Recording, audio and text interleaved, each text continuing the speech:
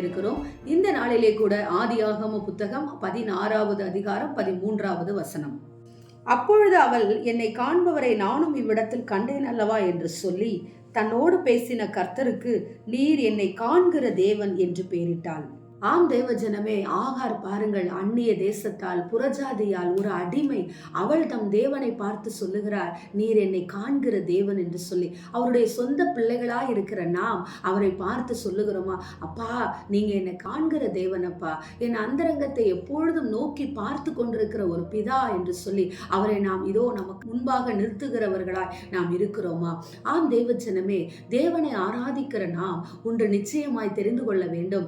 நம்முடைய பெருமூச்சின் சத்தத்தை அவர் கேட்கிறவர், நம்முடைய கண்ணீரின் சத்தத்தை கேட்கிறவர், நம் கதறுதலின் சத்தத்தை கேட்கிறவர். வெளியரங்கமாக நம்முடைய பிரச்சனைகளை ஒருவரிடம் சொன்னால் மட்டுமே தெரியும். வெளியரங்கமாக நம் கண்ணீர் வடித்தால் மட்டுமே இதோ மற்றவர்களுக்கு நம் கண்ணீர் வடிக்கிறோம் என்பது தெரியும். மாறாக நம்முடைய தேவன் இருதயத்திலே நாம் அழுகிற அழுகை, இருதயத்திலே நாம் குமுறுகிற சத்தம், இருதயத்திலே நாம் மூச்சு விடுகிற சத்தம் எல்லாவற்றையும் அறிந்திருக்கிறார். ஆகாரை கைவிடாத தேவன் நம்மை கைவிடுவாரா? பாருங்கள், புதிய ஏற்பாட்டிலே நாயின் ஒரு விதவையினுடைய அழுகையின் சத்தத்தை அவர் கேட்டுதான் இதோ அந்த நாயின் ஒரு விதவை அந்த ஊரினுடைய வாசலுக்கு கர்த்தர் செல்லுகிறதை பார்க்கிறோம். ஆம் தேவஜனமே, சென்று என்ன செய்தார்? அவளுடைய மகனையும் அவர் உயிரோடு எழுப்புகிறார். இன்றைக்கும் உங்கள் பிள்ளைகளுடைய வாழ்க்கையாய் இருந்தாலும், உங்களுடைய காரியங்களாய் இருந்தாலும் விருத்தி அடைய முடியாத நிலையில் இருக்கிறீர்களா? உங்கள் இருதய சத்தம் கர்த்தருக்கு கேட்கும். யார் என்னை விசாரிப்பார்? யார் என் கவலைகளை தீர்ப்பார்? யாரிடத்திலே போய் என்னுடைய பிரச்சனைகளை சொல்ல முடியும் என்று சொல்லி கலங்காதிருங்கள்.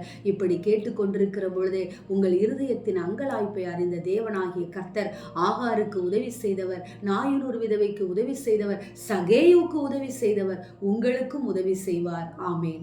எங்களை நேசிக்கிற எங்கள் நல்ல தகப்பனே, இந்த நாளிலே நாங்கள் கேட்ட வார்த்தையின் பிரகாரமாக ராஜா, நீர் எங்களை காண்கிற தேவன். வெளியரங்கமாய் அல்ல, அந்தரங்கமாய் நாங்கள் அழுகிற சத்தம், அந்தரங்கமாய் நாங்கள் உம்மை நோக்கி கூப்பிடுகிற சத்தம், அந்தரங்கமாய் எங்கள் இருதயத்திலே குமுறுகிற சத்தம், எல்லாவற்றையும் நீர் அறிந்திருக்கிறீர் என்பதை ஆண்டவரே நாங்கள் அறிந்து, நீரே எங்களுக்கு காண்கிற தேவன் என்பதை நாங்கள் உணர்ந்து செயல்பட, என் தேவன் என்னை பார்த்து கொண்டிருக்கிறார் என்று நிச்சயத்தோடு செயல்பட எங்களுக்கு கிருபை கொடுங்கன்னு சொல்லி ஜெபிக்கிறோம்.